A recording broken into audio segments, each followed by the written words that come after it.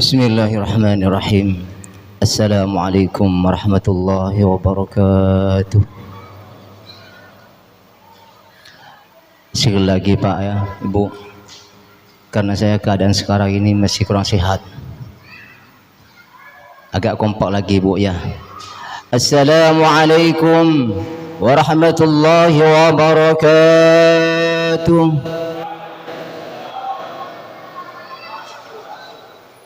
الحمد لله الذي فرض علينا بصيام شهر رمضان، والصلاة والسلام على رسول الله سيدنا محمد بن عبد الله وعلى آله وصحبه ومن والاه.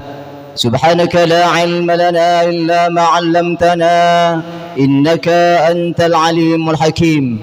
قال رب اشرح لي صدري ويسر لي أمري واحلل عقدة من لساني يفقهوا قولي. أما بعد.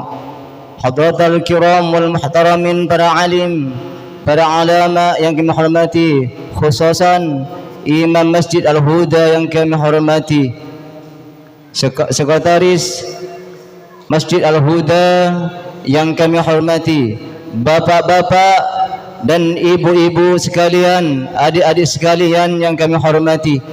Pertama dan yang utama, mari kita panjatkan puja dan puji kehadirat Allah Subhanahu wa taala dengan ucapan alhamdulillahi rabbil alamin. Alhamdulillah kita masih diberi kesehatan oleh Allah Subhanahu wa taala, sehingga dengan sebab sehat kita bisa melangkahkan kaki menuju masjid yang diridhai oleh Allah Subhanahu wa taala. Bapak-bapak dan ibu-ibu sekalian yang dirahmati Allah Subhanahu wa taala, salatan wa salaman daimain kita haturkan kepada junjungan kita Nabi besar Muhammad sallallahu alaihi wasallam dengan ucapan Allahumma salli wa sallim ala sayyidina wa maulana Muhammad. Allahumma salli wa sallim ala sayyidina wa maulana Muhammad. Hadirin yang dirahmati Allah Subhanahu wa taala, alhamdulillah kita saat ini dan detik ini kita masih sampai ke bulan suci Ramadan, bulan yang sangat agung, bulan yang sangat dimuliakan oleh Allah Subhanahu wa taala. Di dalam bulan puasa Ramadan ini banyak peristiwa-peristiwa yang terjadi, di antaranya turunnya Al-Qur'anul Karim, sehingga bulan suci Ramadan dimuliakan oleh Allah Subhanahu wa taala dengan disebabkan turunnya ayat Al-Qur'an. Hadirin yang dirahmati Allah Subhanahu wa taala, maka bulan suci Ramadan adalah bulan yang sangat mubarak, bulan yang sangat barakah, bulan yang penuh dengan ampunan Allah Subhanahu wa taala. Bapak-bapak dan ibu-ibu sekalian, di dalam bulan puasa Ramadan ini marilah kita ambil hikmahnya, marilah kita memperbanyak baca Al-Quran. Misalkan habis salat zuhur baca 2 makro, habis asar 2 makro, dan seterusnya. Kalau bisa dalam 1 bulan sampai hatam Al-Quranul Karim.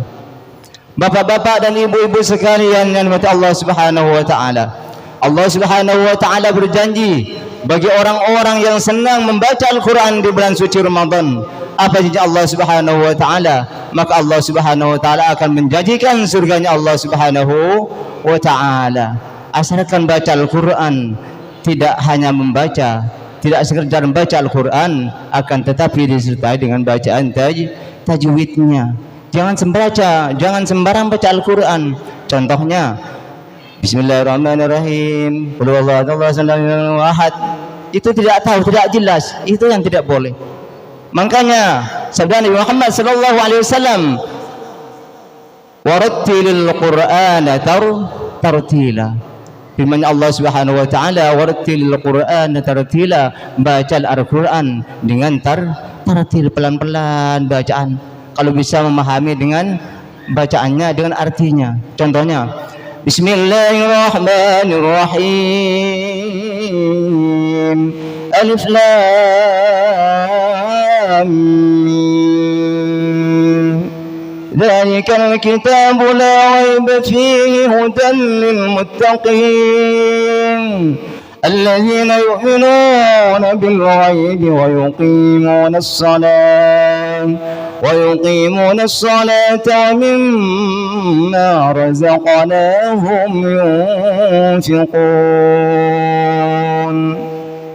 Hadirin yang dirahmati Allah Subhanahu wa taala. Jadi bacaan Al-Qur'an itu tidak seperti Quran, dibaca terus ada panjang pendeknya. Tapi Al-Qur'an harus dibaca dengan bacaan tartil dengan tajwidnya.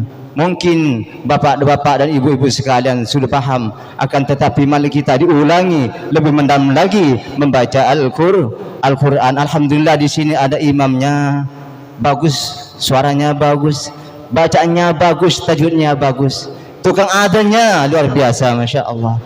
Makanya tajwidnya bagus, apalagi imamnya. Jadi kesempatan bapak-bapak dan ibu-ibu sekalian yang belum memahami bacaan Al-Quran, tajwidnya, makharijul hurufnya, kita datang ke masjid minta kepada Ustaz. Pak Ustaz, minta tolong Pak Ustaz, saya minta pelajari Al-Quran Pak Ustaz. Di situ Pak, jangan malu-malu. Karena apa? Al-Quran, sabda Nabi Muhammad sallallahu alaihi wasallam, "Rumba qaril Quran wal Qur'anu yal'anu." Betapa banyak orang baca Al-Quran, akan tetapi Al-Quran melaknat, tidak dapat pahala, didurhakai oleh Allah Subhanahu wa taala. Apa sebabnya?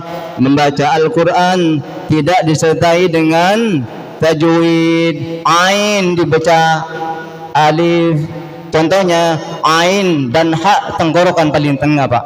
Jadi contohnya Alhamdulillahi Rabbil Alamin, tidak boleh dibaca Alhamdulillahi Rabbil Alamin. Alamin sudah merubah arti. Disitulah kita diharuskan belajar ilmu tajwid. Hadirin yang dirahmati Allah Subhanahu wa taala.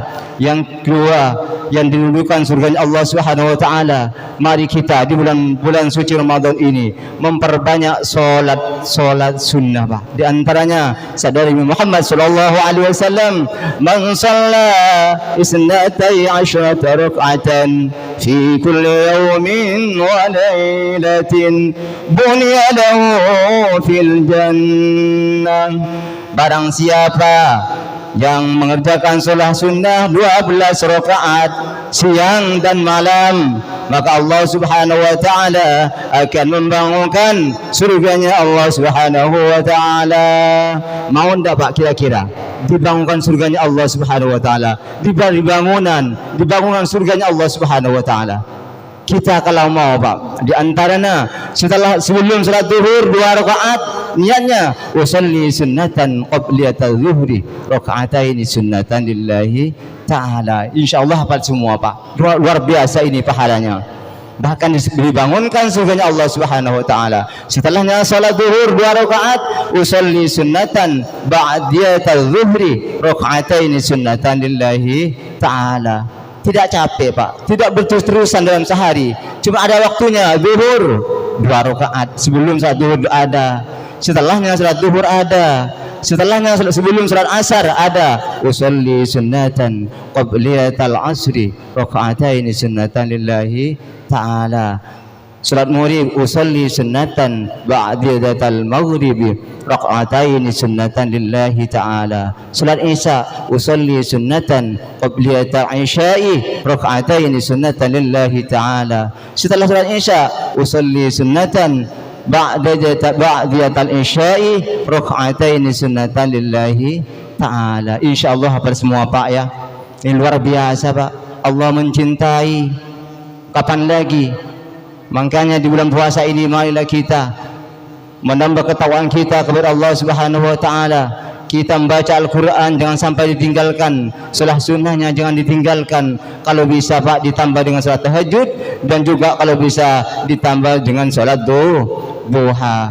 Bapak-bapak dan ibu-ibu sekalian yang kami hormati, mungkin hanya ini saja yang dapat kami sampaikan.